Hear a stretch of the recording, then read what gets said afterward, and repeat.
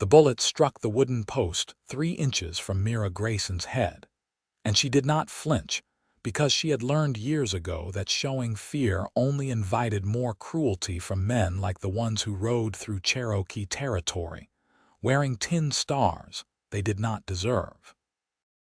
The year was 1877, and the Oklahoma Territory had become a powder keg of tension between white settlers pushing westward and the Cherokee Nation trying desperately to hold onto what remained of their ancestral lands after the forced removals decades earlier. Mira stood perfectly still on the porch of the trading post, her dark eyes fixed on the 3 deputy marshals who sat astride their horses with expressions that made her stomach turn cold, though her face remained composed as carved stone. "You Cherokee women need to learn your place," the lead deputy called out, his voice carrying across the dusty yard where a handful of people had stopped to watch the confrontation. "Your chief made it real clear at the council meeting. No mixing with white folks. That means no trading without proper supervision, no traveling without papers, and sure as hell no romantic notions about crossing bloodlines." Mira's fingers tightened slightly on the package she held, wrapped in brown paper and containing nothing more dangerous than herbs and medicinal plants she had gathered from the hills. She was 22 years old, though her eyes held the weight of someone who had witnessed far too much injustice in her years. Her mother had died when she was young, and her father had raised her with stories of the old ways, before the Trail of Tears had torn their people from their homes in the East and scattered them like leaves in a storm. "I am only conducting business," Mira replied in English that was as perfect as any schoolteacher's, which always seemed to irritate men like these deputies who preferred to imagine her people as ignorant savages. "The trading post welcomes all customers." "That post is run by a white man," the deputy sneered. "Old Henderson knows the rules. You get your supplies and you leave. No lingering, no making eyes at the cowboys who pass through." The accusation was absurd, but Mira knew better than to argue. She had not been making eyes at anyone. She had simply been existing, which seemed to be crime enough in the eyes of those who wanted the Cherokee gone entirely. The recent tribal council decree had made her situation even more precarious. Chief Blackfeather, under pressure from both the federal government and conservative elders within the tribe, had issued a formal prohibition against Cherokee women marrying outside the tribe. The penalty for defiance was exile, which meant being cut off from her people, her land, and everything she had ever known. "Move along now," the deputy said, his hand resting meaningfully on his pistol. "And remember what you've been told." Mira descended the steps slowly, refusing to hurry despite the implied threat. She walked past the horses with her head high, feeling the weight of stares from the small crowd that had gathered. Some faces showed sympathy. Others showed the cold satisfaction of those who believed the world had a proper order, and she was foolish to question it. She made her way down the rutted main street of the settlement that bordered Cherokee lands, a place without an official name but which everyone called Crossroads, because it sat at the junction of 2 wagon trails that led deeper into Oklahoma Territory. She had nearly reached the edge of town when she heard the sound of a horse approaching at a quick trot. Mira tensed, preparing for another confrontation, but when she glanced over her shoulder, she saw a stranger riding a tall roan gelding. He was younger than the deputies, perhaps 25 or 26, with sun-bronzed skin and light brown hair that curled slightly beneath his wide-brimmed hat. He wore the practical clothes of a working cowboy, his shirt dusty from long days on the trail, and he carried himself with an easy confidence that immediately set him apart from the swaggering lawmen who had harassed her moments before. The cowboy tipped his hat as he drew alongside her, slowing his horse to match her walking pace. "Afternoon, miss. That looked like an unpleasant conversation back there." Mira studied him warily. White men who showed courtesy often had ulterior motives, and she had learned to be cautious. "It was nothing I have not experienced before." "Well, it should not have happened at all," he said, and there was genuine frustration in his voice that surprised her. "Those deputies have no call to threaten a woman going about her business." "They believe they have every call," Mira replied. "The law gives them authority and custom gives them confidence." The cowboy was quiet for a moment, and Mira noticed he had kind eyes, a clear blue-gray that reminded her of the sky before a summer storm. "My name is Thomas Vaughn," he said finally. "Most folks call me Tom. I just signed on with a cattle outfit about 15 miles west of here. I am new to this territory, but I have already seen enough to know things are not right." "Things have not been right for a very long time," Mira said. She knew she should end this conversation and continue on her way, but something about Thomas Vaughn's directness appealed to her. He did not speak with the false sympathy of missionaries, or the aggressive entitlement of men who saw Cherokee women as exotic conquests.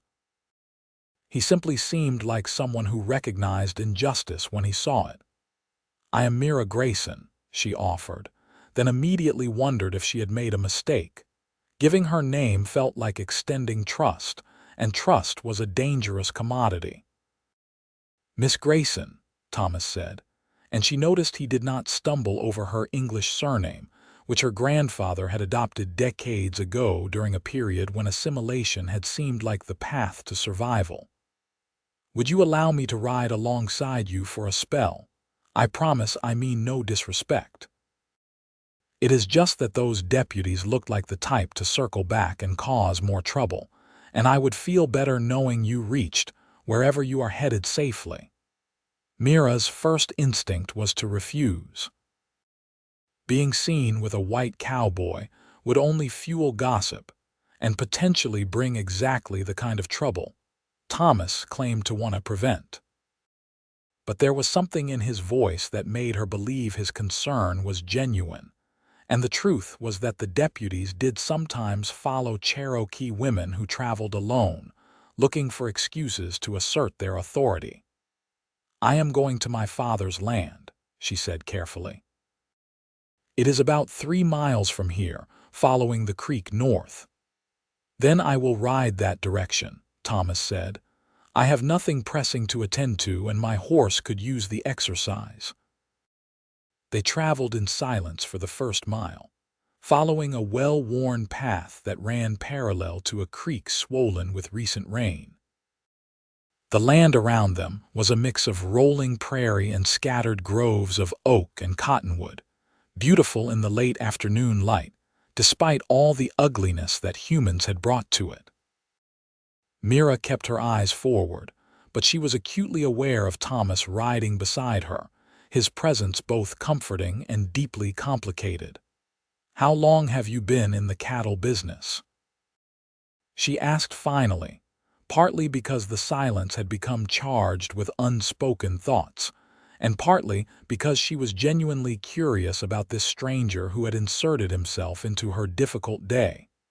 "Since I was 14, Thomas replied.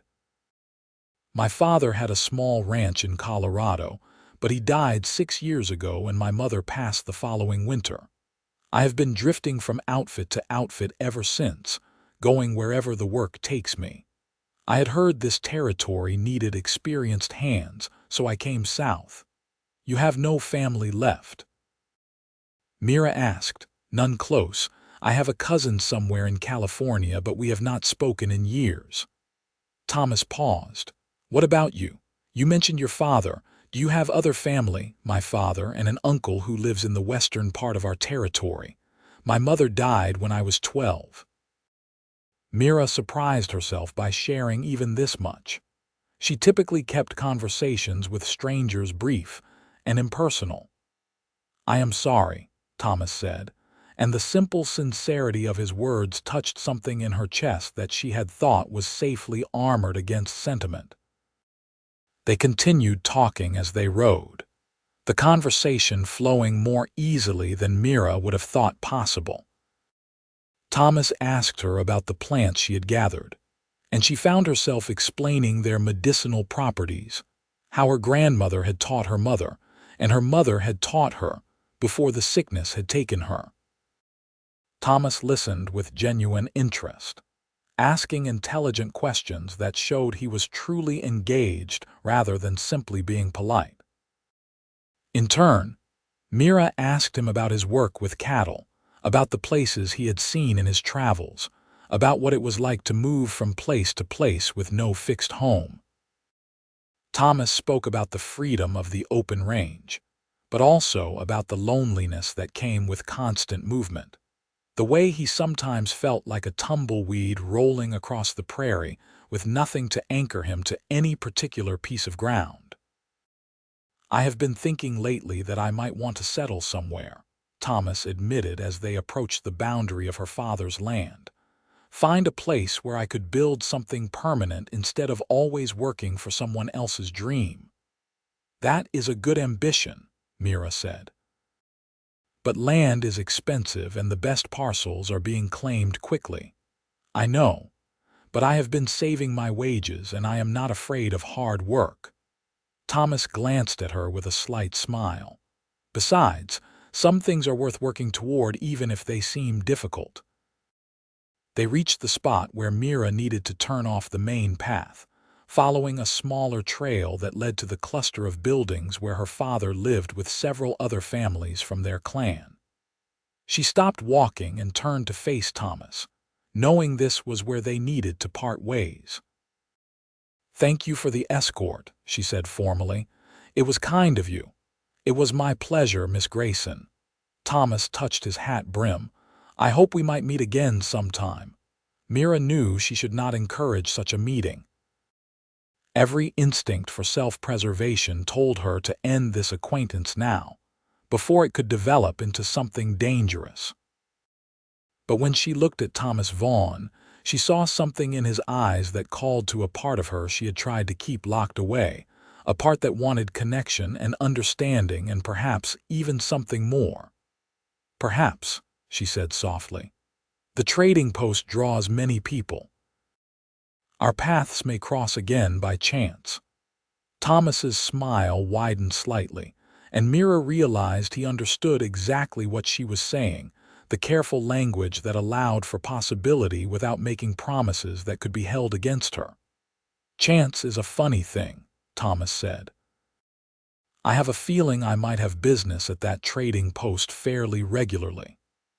Then he touched his hat again and turned his horse back toward the west, riding away at an easy lope that carried him quickly out of sight. Mira stood watching until he disappeared beyond a rise in the land. Then she continued on to her father's house with her heart beating faster than it should. Her father was working in his garden when she arrived, tending to the corn and beans and squash that formed the traditional three sisters of Cherokee agriculture. Matthew Grayson was in his early 50s, his hair streaked with gray, but his body still strong from a lifetime of physical labor. He straightened when he saw Mira approaching, his weathered face breaking into a smile. "You are late returning," he said in Cherokee, which was the language they used at home. "I was beginning to worry." "There was trouble with the deputies," Mira explained, switching to their native tongue with relief. "They wanted to remind me of the new prohibitions." Her father's expression darkened. "Those men are vultures. They use any excuse to harass our people." He studied her face carefully. "Did they threaten you?" "Only with words. A cowboy rode with me for part of the way home. He seemed concerned for my safety." "A white cowboy?" Her father's tone sharpened with alarm. "Yes, his name is Thomas Vaughn. He was respectful, nothing more." Matthew Grayson set down his gardening tools and gestured for Mira to sit with him on the bench outside their house. "You must be careful, daughter." These are dangerous times for our people, and especially dangerous for young women. The council's decree was meant to protect us from further government interference, but it also makes you vulnerable to accusations. I know, Father, I did nothing wrong. I believe you, but perception matters more than truth in these situations. He sighed heavily. Chief Blackfeather is under enormous pressure from Washington. They want us to give up more land, to accept further restrictions on our sovereignty. He believes that by appearing to embrace separation, he can negotiate better terms. But edicts like this prohibition against intermarriage, they create as many problems as they solve. Mira had heard variations of this argument many times in recent months. The Cherokee Nation was caught between competing forces, trying to maintain their identity and independence while also adapting to survive in a world that seemed determined to erase them. She understood the political calculations, but that did not make the personal restrictions any easier to bear. "What if the heart does not respect such boundaries?" she asked quietly. Her father looked at her sharply. "Has your heart become engaged by this cowboy?" "No, Father, I only just met him, but the question stands regardless of any specific person." Mira met her father's eyes steadily. "You married Mother despite your family's reservations about the differences between your clans. You told me once that love was worth fighting for. That was different. We were both Cherokee, both part of the same nation even if we came from different traditions." Matthew reached out and took his daughter's hand. "I want you to be happy, Mira, but I also want you to be safe and to remain part of our community. Exile is a terrible fate. To be cut off from your people, to have nowhere you truly belong, that is a grief that can destroy a person." "I understand," Mira said, though frustration churned in her chest. "I will be careful."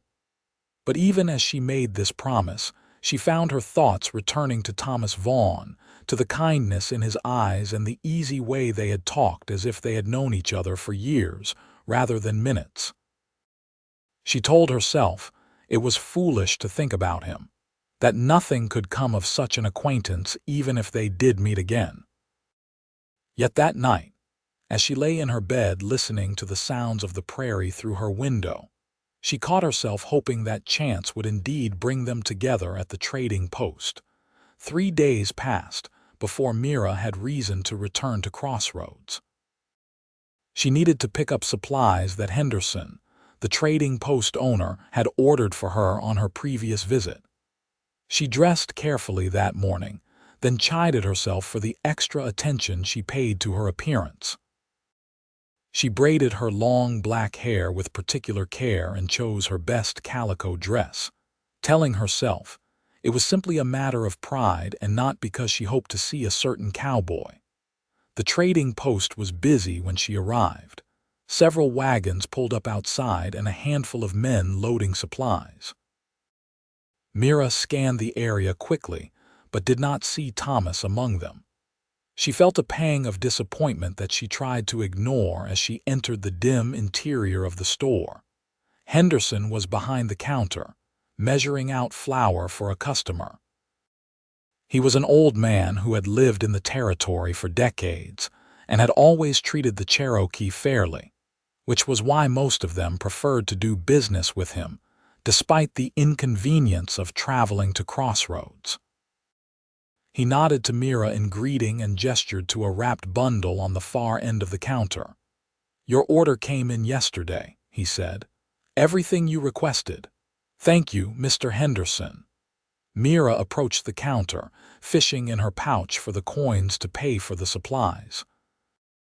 The door opened behind her and she heard boots on the wooden floor. She did not turn around, focusing on counting out her payment, but then Henderson's expression shifted to something between amusement and concern. "Morning, Tom," the old man said. "Back again so soon." "Morning, Henderson. I realized I forgot to pick up some tobacco when I was here yesterday." Thomas's voice carried clearly across the store, and Mira felt her pulse quicken despite her best efforts at composure. She completed her transaction with Henderson and picked up her bundle, then turned to leave. Thomas stood near the door and their eyes met across the space, his face lit with a smile that seemed entirely genuine. "Miss Grayson," he said, stepping aside to let her pass. "Good to see you again." "Mr. Vaughn," Mira replied, keeping her voice neutral despite the flutter in her chest. She moved toward the door, but Thomas fell into step beside her. "I was hoping I might run into you," he said quietly. "I have been thinking about our conversation the other day." "Have you?" Mira stepped out onto the porch, very aware that they were in public view and that people might notice them talking. "Yes.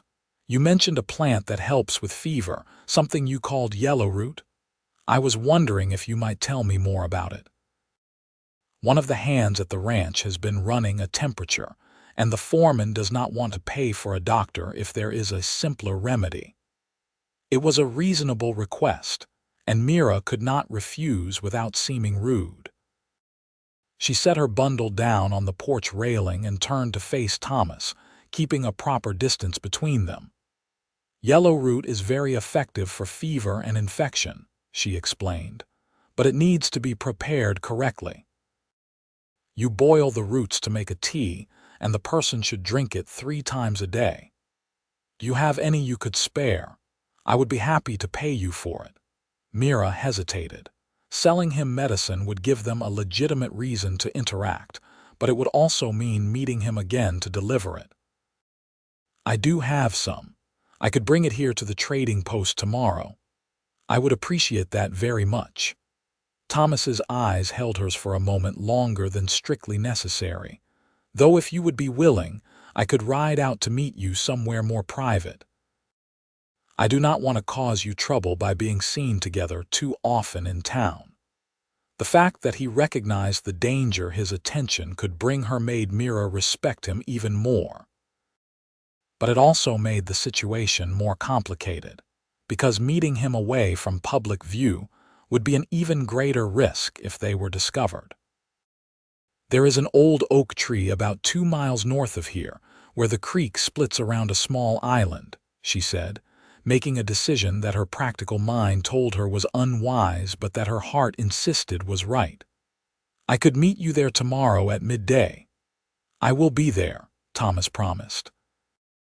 Mira picked up her bundle and walked away before she could change her mind or say anything else that might deepen the connection she felt forming between them.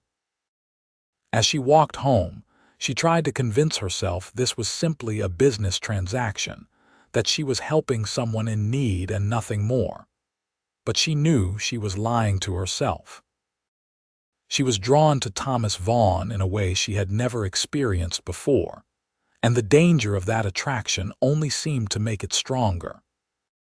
The next day dawned clear and warm, the kind of perfect spring morning that made the prairie seem like a paradise despite all the human conflicts that played out across it.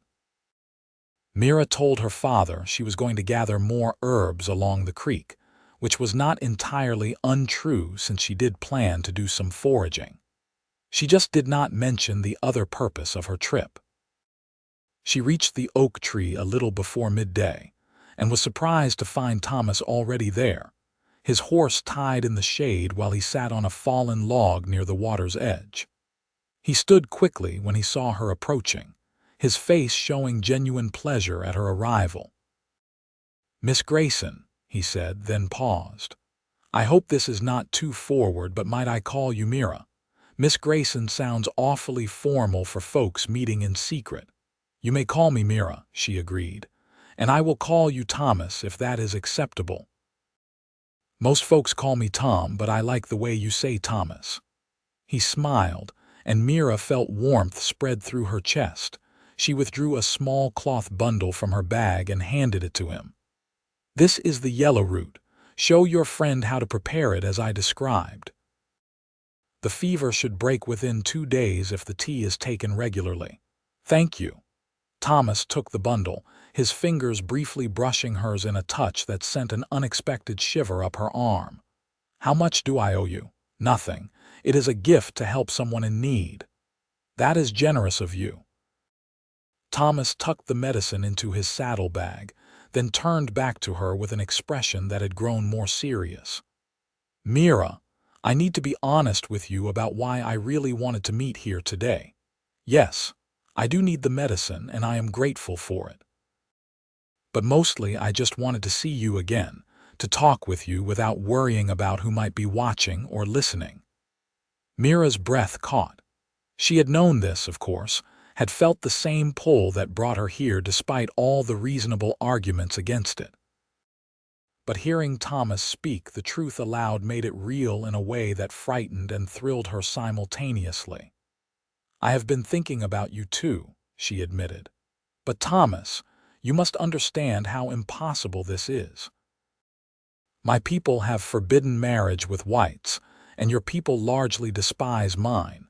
Even friendship between us would be seen as dangerous. I know. Henderson told me about the tribal decree after you left yesterday. He said there had been pressure from the government to limit interaction between Cherokee and settlers."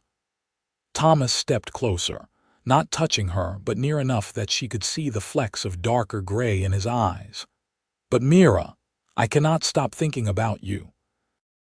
These past days, you have been on my mind constantly. The way you carry yourself with such dignity even when faced with disrespect, the kindness in your voice when you talk about healing, the intelligence that shines in your eyes. I have never met anyone like you." "You barely know me," Mira said, but her voice came out softer than she intended. "Then let me get to know you. We can meet here, away from town, away from people who would judge us. We can take things slowly, see if this feeling between us is something real or just the attraction of novelty." Mira knew she should say no. Every reasonable instinct demanded that she protect herself and her place in the community. But when she looked at Thomas, she saw something she had never expected to find. A man who seemed to see her as a complete person rather than as a symbol of her race or a pawn in political games. He looked at her with respect and genuine interest, and the warmth in his gaze made her feel alive in a way she had not experienced before. "We would have to be very careful," she said finally. "If we were discovered, the consequences would be severe for both of us, but especially for me." "I understand. I will do whatever it takes to protect you, Mira. I promise you that." They sat together on the log by the creek, and for the next hour they simply talked. Thomas told her about his childhood in Colorado, about learning to rope and ride before he could read, about the grief that had followed his parents' deaths and the rootless years since. Mira shared stories of growing up Cherokee, of learning the traditional ways from her grandmother while also receiving education in English from missionary teachers, of the constant tension between wanting to honor her heritage and needing to survive in a world that demanded assimilation. The more they talked, the more Mira felt her initial attraction deepening into something richer. Thomas listened with his whole attention, asking questions that showed he wanted to truly understand her experiences rather than simply waiting for his turn to speak. He did not shy away from difficult topics or try to minimize the injustices her people faced. Instead, he expressed genuine anger at the treatment she described and curiosity about Cherokee culture and history. "My grandmother used to say that the world is divided between those who see with their eyes and those who see with their hearts," Mira said as the sun climbed toward its zenith, signaling that she needed to return home. "Those who see with their eyes only notice differences in skin and custom. Those who see with their hearts recognize the common humanity that connects all people." "Your grandmother sounds like she was very wise," Thomas said. "I would like to think I see with my heart, though I know I have been blind to many things in my life. Meeting you has opened my eyes in ways I did not expect." "This is dangerous," Mira said, giving voice to the worry that had been growing alongside her attraction. What we feel, what we are beginning to want, it could destroy both our lives. Only if we let fear rule us. Thomas reached out slowly, giving her time to pull away if she wanted, and took her hand in his. His palm was calloused from hard work, but his touch was gentle. Mira, I believe some things are worth the risk. Getting to know you, exploring what might be possible between us, that feels worth it to me. But only if you feel the same way. Mira looked down at their joined hands, at the contrast between his sun-bronzed skin and her darker complexion, and she thought about all the forces that would try to tear them apart.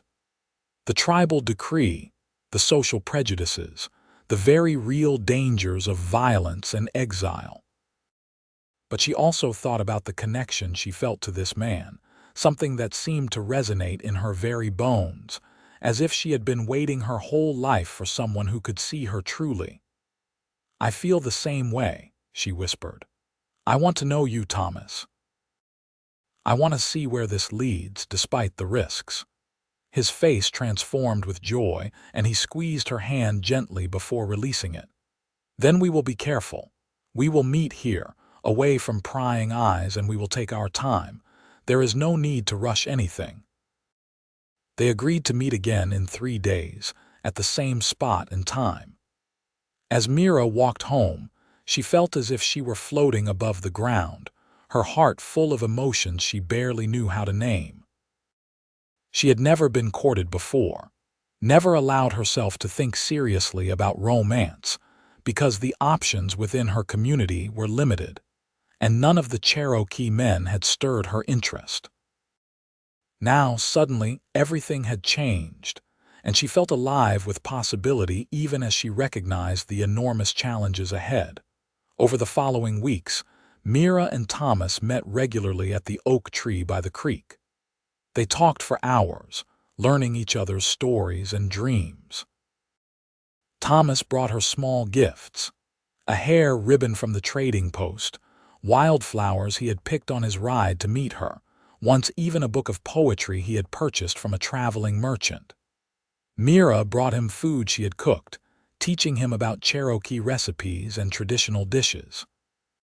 She showed him how to identify useful plants and explained their properties, sharing knowledge that had been passed down through generations of her family.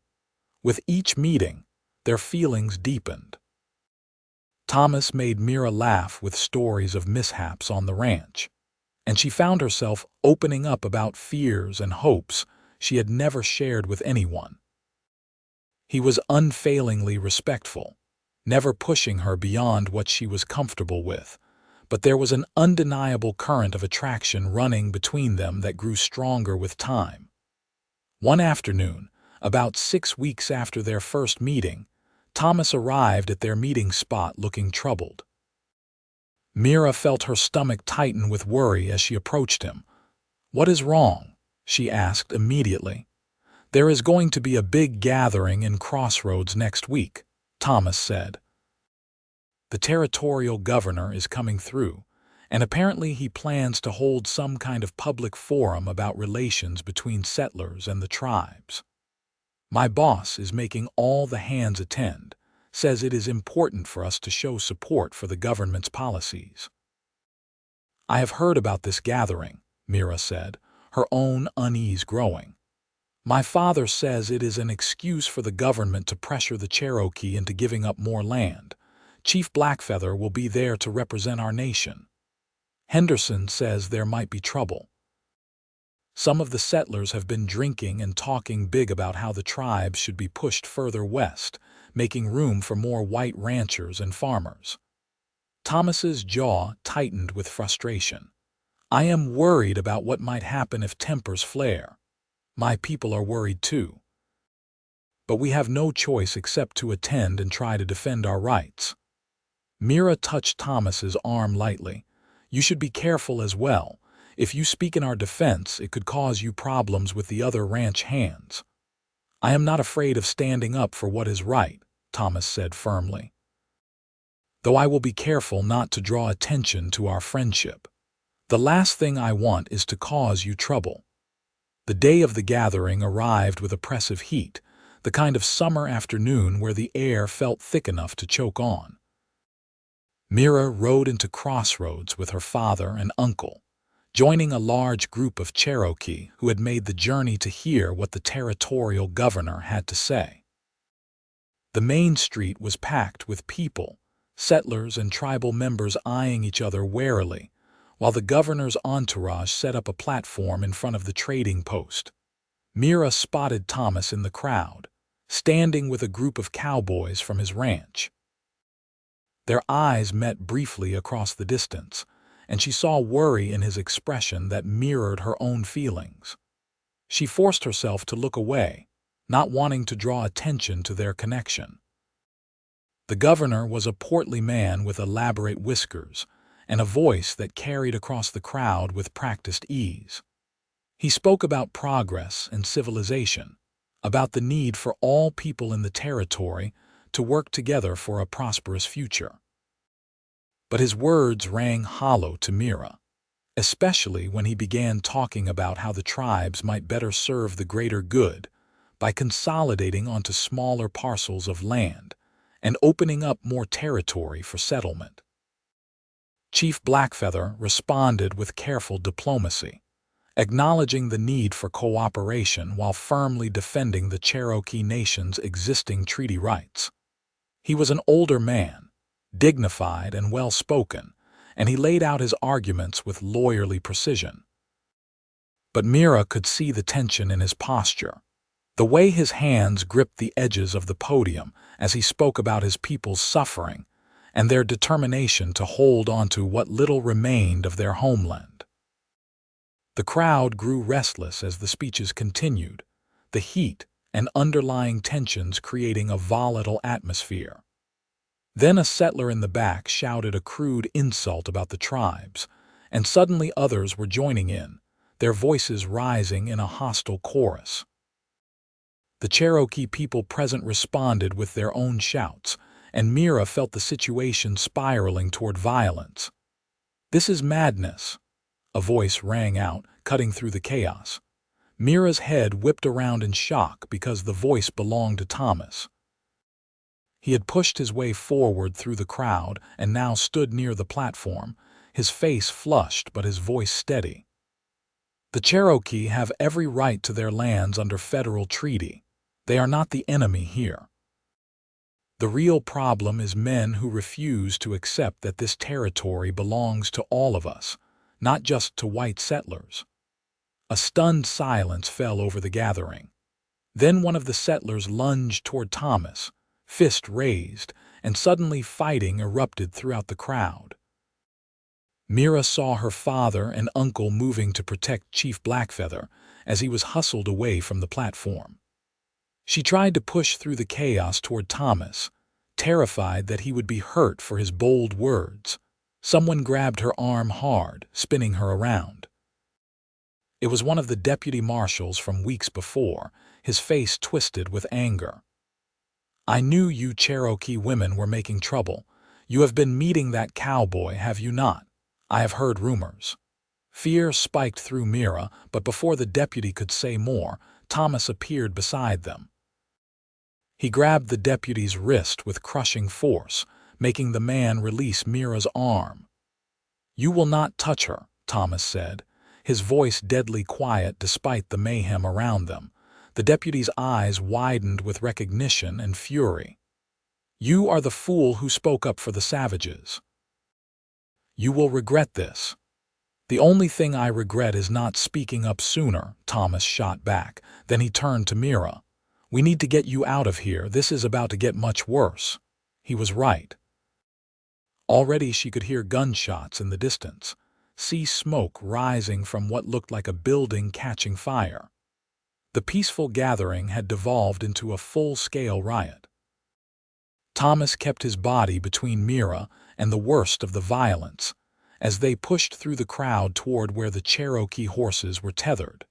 They found her father there, helping women and elders mount up to flee. Matthew Grayson's eyes went wide when he saw Thomas with his daughter, saw the protective way the cowboy positioned himself to shield Mira from danger.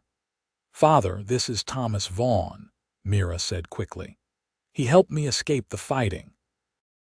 Her father's expression was complicated, gratitude warring with suspicion, but there was no time for explanations.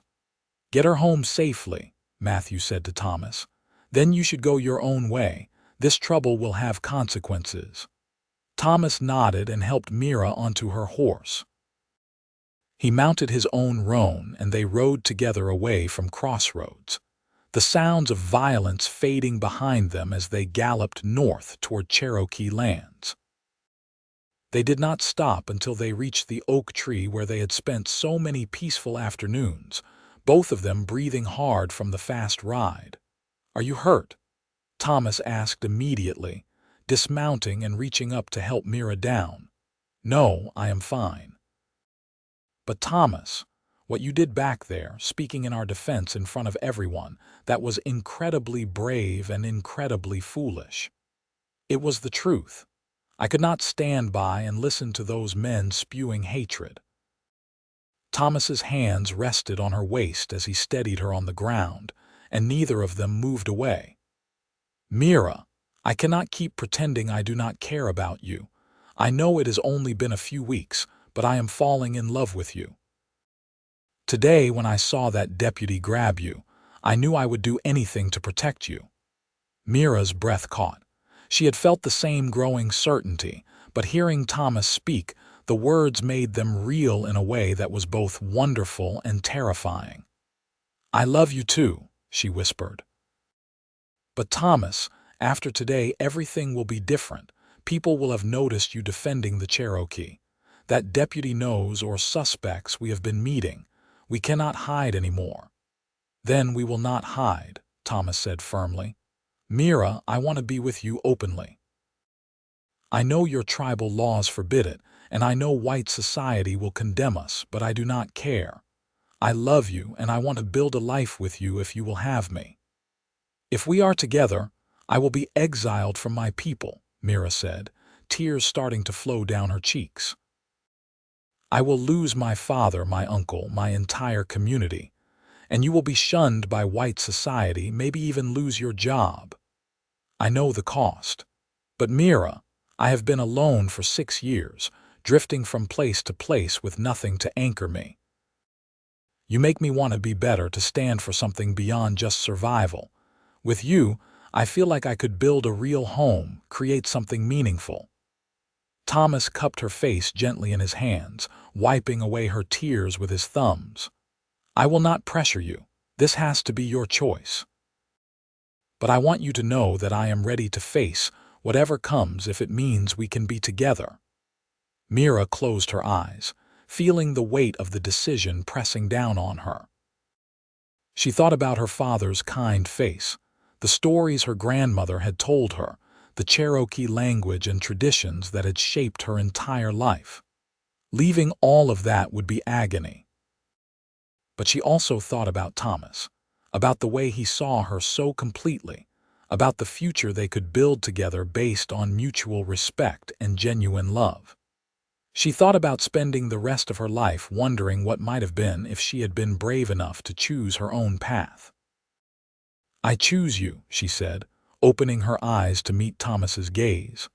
"I choose us, whatever the cost." Thomas made a sound that was half laugh, half sob, and then he was kissing her, pouring all his relief and joy and love into the contact. Mira kissed him back, feeling as if something locked inside her chest had finally broken free. When they finally pulled apart, both of them were smiling despite the tears on their faces. "What do we do now?" Mira asked. "Now we face the consequences together," Thomas said. "You should talk to your father, explain your choice. I need to resign from the ranch and figure out our next steps. Where can we go where we will be accepted?" Mira thought for a moment. "There is a place called Fort Stockton in Texas. It is a real town, not just a settlement with people from many different backgrounds. I have heard that mixed couples are more accepted there, or at least less persecuted. It is several days' ride south. Then Fort Stockton it is, but first, let me do this properly." Thomas took both her hands in his and looked into her eyes with an intensity that made her heart race. "Mira Grayson, I know I do not have much to offer you right now except my love and my promise to work hard to build us a good life. But I am asking you to marry me, to be my wife, and let me be your husband. Will you?" "Yes," Mira said without hesitation. "Yes, I will marry you, Thomas Vaughn." They held each other as the sun began to set, knowing that the coming days would be difficult but finding strength in their commitment to each other. Finally, as the light faded, they agreed to meet again the next day after they had both settled their affairs. Mira rode home with a mixture of joy and dread churning in her stomach. She found her father sitting outside their house, staring at the darkening sky with an expression of deep worry. He stood when he saw her approaching. "Thank goodness you are safe," he said, embracing her tightly. The gathering descended into a nightmare. Several people were injured, and the governor left in disgrace. Relations between the settlers and our nation are worse than ever. "I know, Father, and I need to talk to you about something that will make the situation even more complicated." Mira took a deep breath. "The cowboy who helped me today, Thomas Vaughn, I have been meeting with him for weeks. We have fallen in love and he has asked me to marry him. I have agreed." Her father's face went pale in the moonlight. "Mira, no, you cannot do this. The tribal decree." "I know about the decree. I know I will be exiled. But Father, I love him and he loves me. Thomas sees me as a complete person, not as a political symbol or a problem to be managed. He stood up for our people today knowing it would cost him. He is a good man, and I want to build a life with him. Even if it means losing your family, your community, your heritage." Her father's voice broke on the last word. "It breaks my heart to leave you," Mira said, her own voice thick with tears. "But Father, you told me once that love was worth fighting for. You taught me to think for myself, to value justice and truth over blind obedience. How can I turn my back on those lessons now?" Matthew Grayson was silent for a long moment, staring at his daughter with anguish written across his features. "I did teach you those things," he said finally. "And I am proud of the woman you have become, even as it tears my heart to pieces. But Mira, the consequences will be severe. Chief Blackfeather will have no choice but to enforce the decree once word of your marriage spreads." "I know. Thomas and I plan to leave for Texas, to a town called Fort Stockton where we can make a fresh start." Mira took her father's hands. "Please, Father, give me your blessing. I need to know you understand, even if you cannot approve." Her father pulled her into another embrace, and she felt his tears on her hair. "You have my blessing, daughter. I wish things were different, that the world was kinder and more just. But if you have found love, true love that honors both people equally, then I cannot tell you to reject it. Just promise me you will be careful and that you will write when you can. I will always want to know that you are safe and happy." "I promise," Mira whispered. They spent that evening together, her father sharing stories from her mother's life and reminding Mira of family history she would need to carry forward on her own. He gave her a small carved figurine that had belonged to her grandmother, a reminder of where she came from. They talked until late into the night, knowing this might be their last time together for a very long time. The next morning, Mira packed her few belongings while her father prepared food for her journey. Her uncle arrived mid-morning, having heard the news, and he too embraced Mira with both love and sorrow. They gave her what money they could spare and made her promise to send word once she was settled. Mira rode to the oak tree feeling as if her heart might split in two from the pain of leaving and the joy of what lay ahead. Thomas was already there, his bedroll and saddlebags packed for a long journey. His face showed the same mixture of emotions she felt. "I told my boss I was leaving," he said. "He was not happy, especially after what happened yesterday, but I collected my wages. It is not much, but it is enough to get us to Texas and keep us going until I can find work. I said goodbye to my father and uncle. They gave their blessing, but it does not make leaving any easier." Thomas held her close, and they took comfort in each other's presence for several minutes before mounting their horses and turning south toward Texas. It would be a hard journey, several days of riding through unfamiliar territory with only each other for company and support. But as they rode together, Mira felt a sense of rightness settle over her. She was making the choice that was true to her heart, and Thomas was beside her, ready to face whatever challenges came their way. They traveled steadily for 3 days, camping each night under the stars and talking about their plans for the future. Thomas wanted to find work as a ranch foreman, or perhaps start his own small cattle operation if they could save enough money. Mira talked about opening a healing practice, using her knowledge of plants and medicine to help people who needed care. They dreamed together, weaving a shared vision of the life they would build. On the 4th day, they reached Fort Stockton in the late afternoon.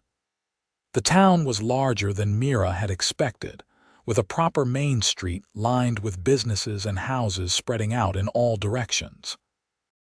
It was a military fort that had grown into a civilian settlement, with people of many backgrounds visible on the streets. Mira saw Mexican families, black freedmen, white settlers, and even a few native people moving about their business with relatively little tension. They found a boarding house run by a stout Mexican woman named Señora Delgado, who looked them over with shrewd eyes when they inquired about a room. "You two are married?" she asked bluntly. "We plan to be married as soon as we can find someone to perform the ceremony," Thomas said, his arm protective around Mira's shoulders. Señora Delgado studied them for another moment, then nodded. "I have seen much in my years in this town. People come here from everywhere, running from troubles or seeking new beginnings. I do not judge, but I also do not allow trouble under my roof. You pay your rent on time, you keep your room clean, you respect the other boarders. We will have no problems, yes?" "Yes, madam," Thomas agreed quickly. "You have our word." They took a modest room on the 2nd floor, just large enough for a bed and a small table. After settling their belongings, they went out to explore the town and make inquiries about finding a minister or justice of the peace who would perform a marriage ceremony. They encountered some suspicious looks and a few outright refusals, but finally found a Methodist minister named Reverend Walsh, who agreed to marry them after speaking with them privately. "I have spent my life believing that all people are equal in God's eyes," the older man said after listening to their story. "You two clearly love each other, and you are both of legal age to make your own decisions. I see no reason not to marry you, though I warn you that not everyone in this town will be so accepting." "We understand," Mira said. "We are not looking for easy approval, just a chance to live our lives in peace." The wedding took place 2 days later in the small Methodist church, with only the Reverend's wife and Señora Delgado present as witnesses. Mira wore her best dress, and Thomas had purchased a new shirt for the occasion. The ceremony was simple but heartfelt, and when Reverend Walsh pronounced them husband and wife, Mira felt tears of joy streaming down her face as Thomas kissed her gently. They were married. Despite all the obstacles and opposition, despite the laws and customs that said their love was forbidden, they had made their commitment official. Whatever happened next, they would face it as partners, bound together by more than just words. The first months in Fort Stockton were difficult, but also filled with hope. Thomas found work with a local rancher who valued his experience and did not seem troubled by his Cherokee wife. The pay was decent, and the rancher, a pragmatic man named Daniels, cared more about Thomas's skill with horses than about social conventions. Mira began cautiously offering her healing services, starting with Senora Delgado's boarders when they fell ill or injured. Her knowledge of herbal remedies and her gentle manner with patients quickly earned her a reputation, and soon people were seeking her out specifically for treatment. She was careful never to claim she was a doctor, which would have been illegal, but she positioned herself as a midwife and herbalist, roles that were more socially acceptable for a woman. They saved every penny they could, dreaming of the day when they might purchase their own land and establish something permanent.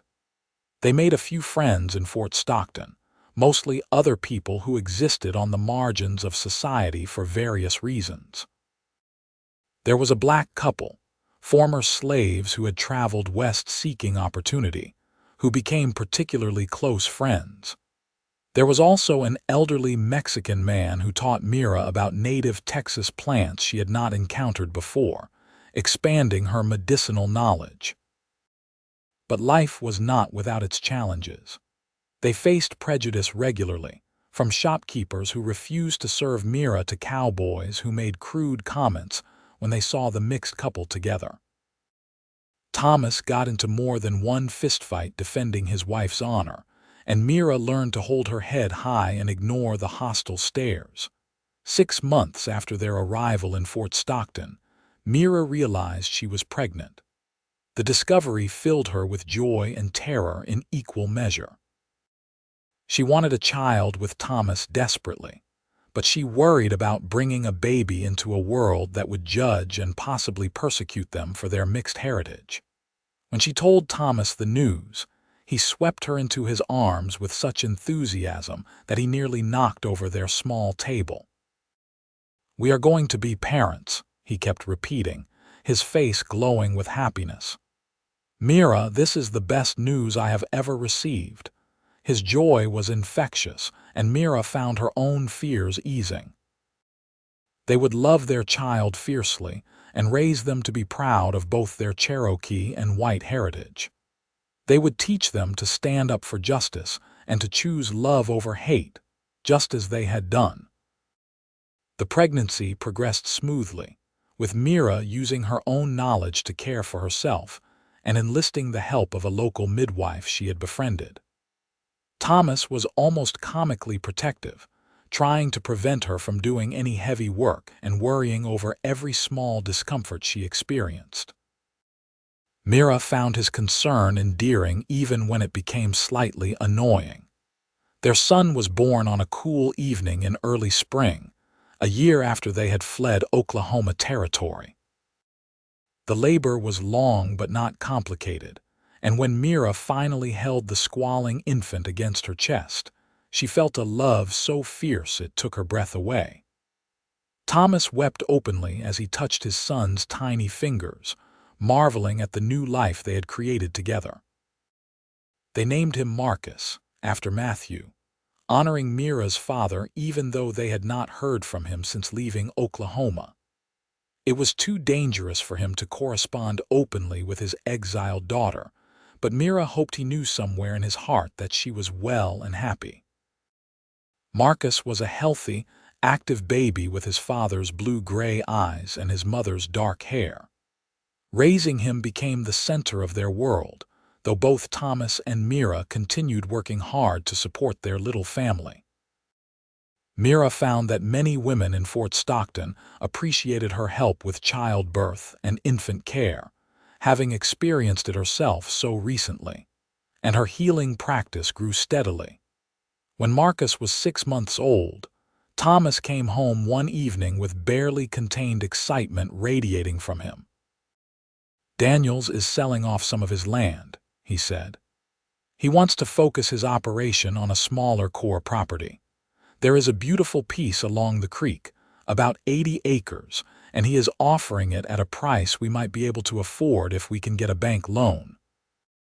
They stayed up late that night discussing the possibility, weighing the risks against the potential rewards.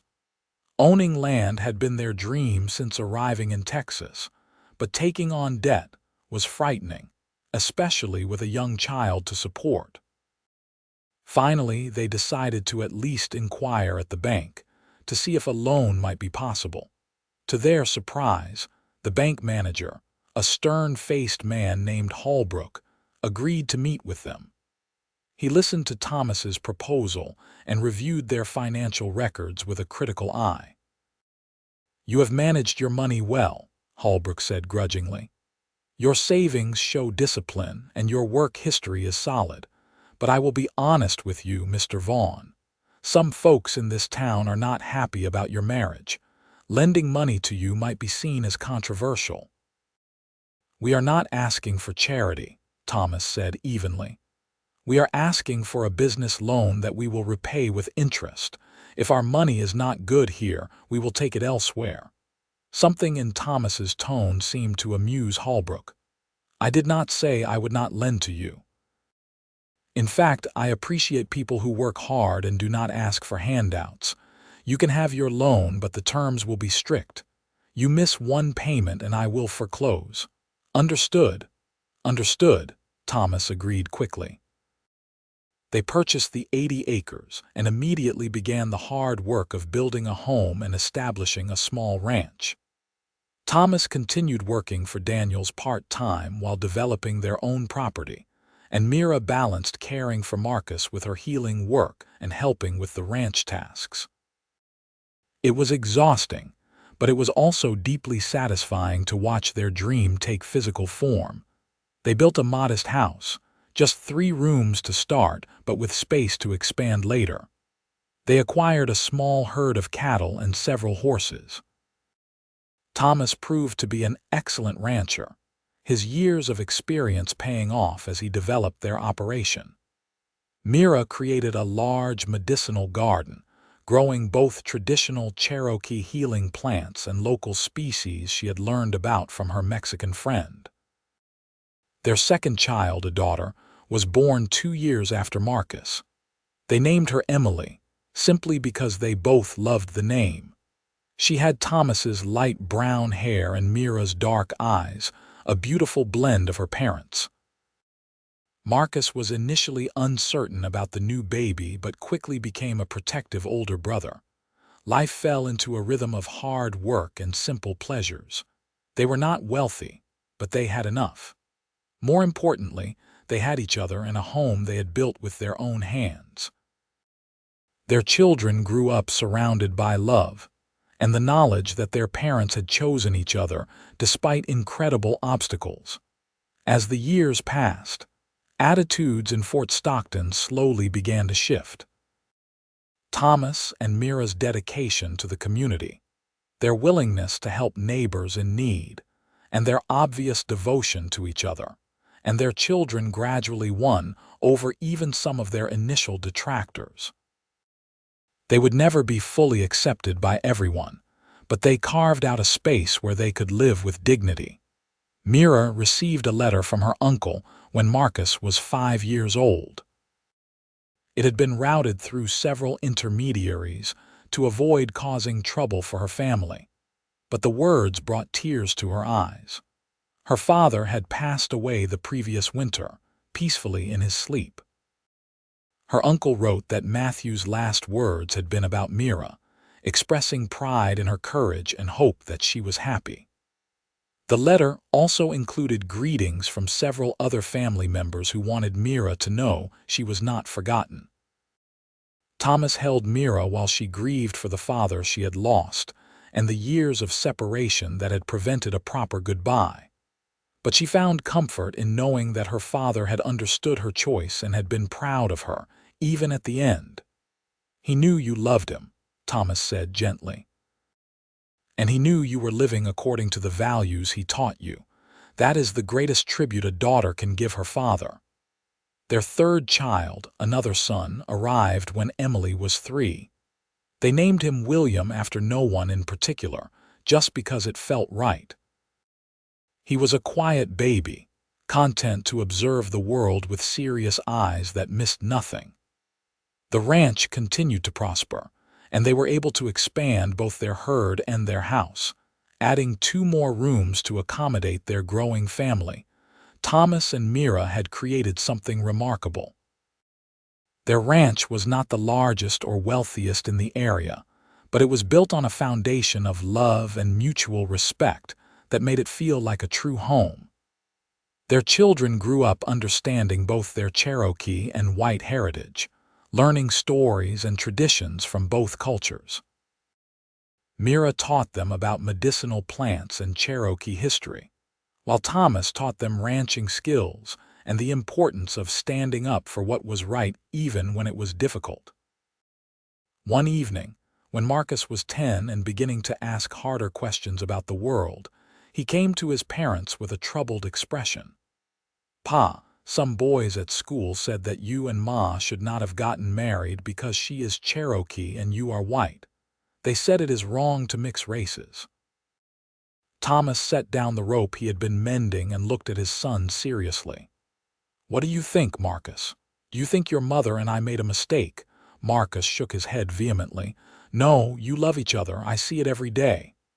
"Then you have your answer," Thomas said. "Son, there will always be people who think love should follow certain rules, that it should stay within neat boundaries of race or religion or social class. But love does not work that way. Love recognizes no boundaries. It sees the person beneath the surface, and it chooses to honor that person regardless of what society says.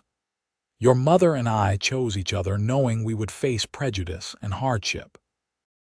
And I would make the same choice 1,000 times over because she makes me a better man, and together we built this family and this life." "Your father is right," Mira added, joining the conversation. "There is nothing wrong with you or your siblings. You come from 2 proud heritages and you should be proud of both. Some people will judge you for it, but their prejudice is their failing, not yours." Marcus considered this, then nodded slowly. "I am proud of our family, and next time those boys say something, I will tell them the truth." "Just try not to get into a fight about it," Thomas said with a slight smile. "Though I will understand if you do." Thomas and Mira exchanged a look of shared amusement and pride. They were raising children who understood the value of love and justice, who would not simply accept the world's prejudices but would question and challenge them. The years continued to flow past like water in the creek that ran through their property. Marcus grew into a tall, capable young man who loved ranching and had his father's gift with horses. Emily proved to have her mother's talent for healing and spent hours helping Mira in her garden and learning about medicinal plants. William was the scholar of the family, always with his nose in a book when he was not working, dreaming of becoming a teacher someday. Thomas's hair began to gray at the temples, and Mira found laugh lines appearing around her eyes. But their love had only deepened with time, seasoned by years of partnership and shared challenges.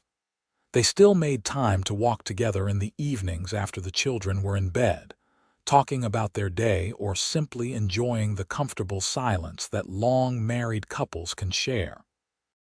One such evening, when they had been married nearly 15 years, Thomas stopped walking and turned to face Mira. The setting sun painted the sky in shades of orange and pink, and in the golden light, he looked both older and somehow the same as the young cowboy who had first ridden alongside her on that dusty road. "You ever regret it?" he asked quietly. "Giving up your place in the Cherokee Nation, leaving your father and your community?" Mira took his hands in hers, looking up at the face she knew as well as her own. "I grieve what I lost," she said honestly. "I still dream sometimes of my father's voice, of the stories my grandmother told, of the feeling of being surrounded by people who shared my language and history. But Thomas, I have never regretted choosing you. You have given me a life full of love and purpose." You have stood beside me through every difficulty, honored me as an equal partner, and helped me raise children who make me proud every single day. How could I regret that? I just want you to be happy, Thomas said, his voice rough with emotion. I am happy. Some people spend their whole lives searching for the kind of love we have. We found it against all odds and we fought to keep it. That is a gift, Thomas, not a burden. He kissed her then, tender and full of gratitude, and they stood together watching the sun sink below the horizon, painting their land in shades of gold. More years passed. Marcus married a young woman from Fort Stockton, a practical rancher's daughter who fit seamlessly into their family. They built a house on the far corner of the property and began raising their own children, ensuring that the ranch would continue into the next generation. Emily eventually left for nursing school in San Antonio, determined to combine her traditional healing knowledge with modern medicine. William did become a teacher, accepting a position at the school in Fort Stockton, where he worked to ensure all children, regardless of background, received a quality education. Thomas and Mira became grandparents, then great-grandparents as the years accumulated. They watched their family tree branch and grow, a living testament to the choice they had made decades earlier, when they were young and defiant and so deeply in love. On a warm spring morning, when Thomas was in his 70s and Mira was 69, they sat together on the porch of the house they had built with their own hands. Their bodies were weathered by time and hard work, but their fingers were still intertwined, their connection as strong as ever. "We did good, did we not?" Thomas said, looking out at the thriving ranch, at the grandchildren playing in the yard, at the life they had created. "We did very good," Mira agreed. "We chose love when it would have been easier to accept fear. We built something beautiful."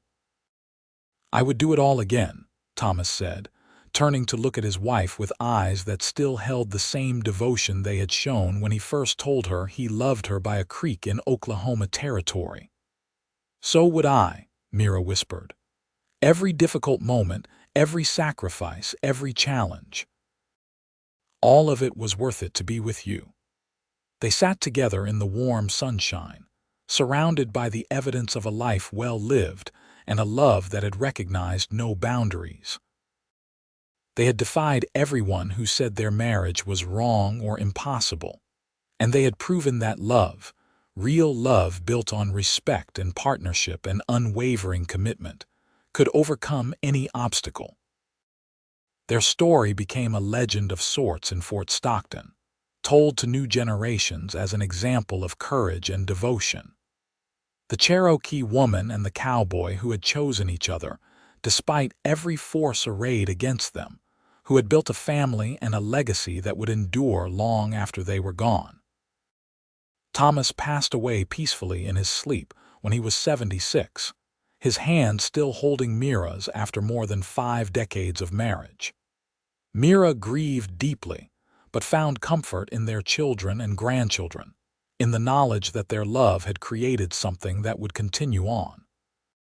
She lived another 3 years, spending her final days surrounded by family, telling stories of the old ways and of the brave cowboy who had defied everyone to be with her.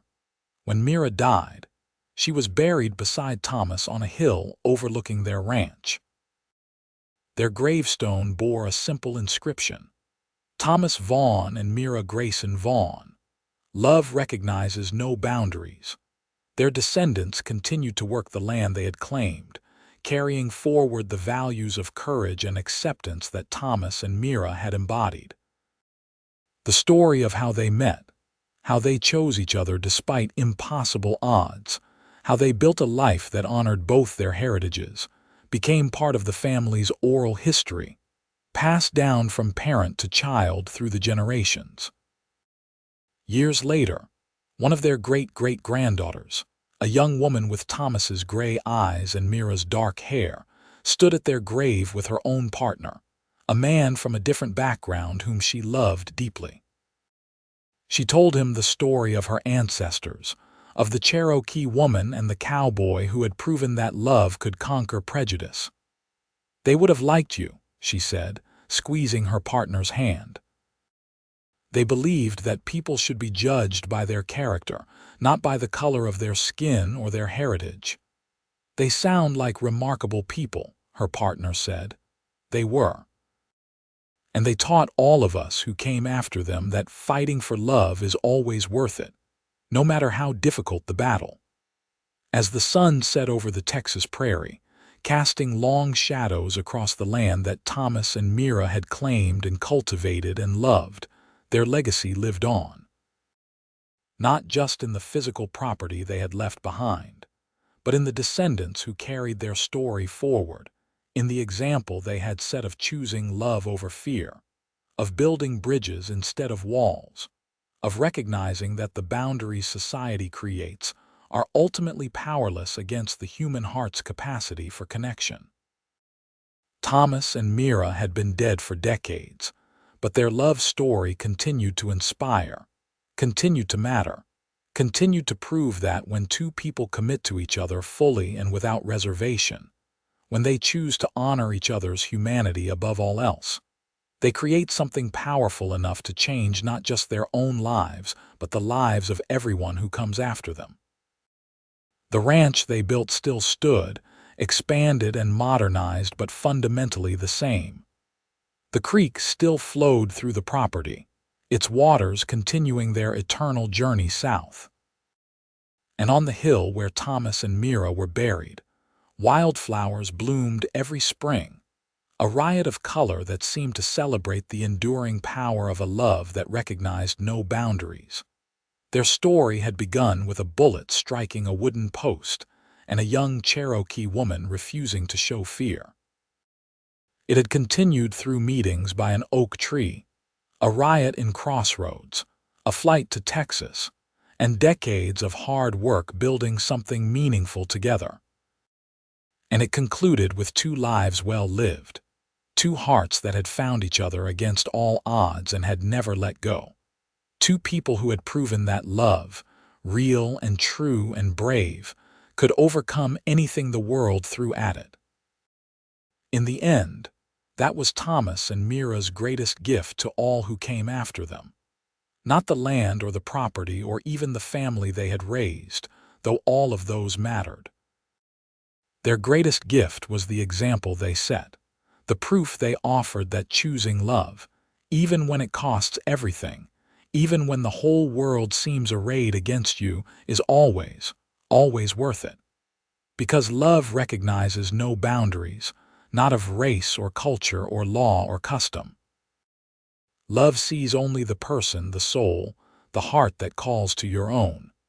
And when you find that connection, when you recognize your true partner, you fight for them with everything you have.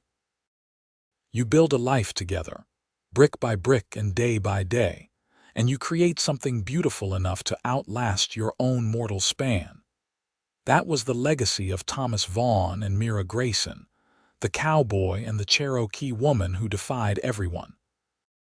And it was a legacy that would echo through time, inspiring others to choose love, to choose courage, to choose hope even in the darkest of circumstances. Because they had proven it was possible.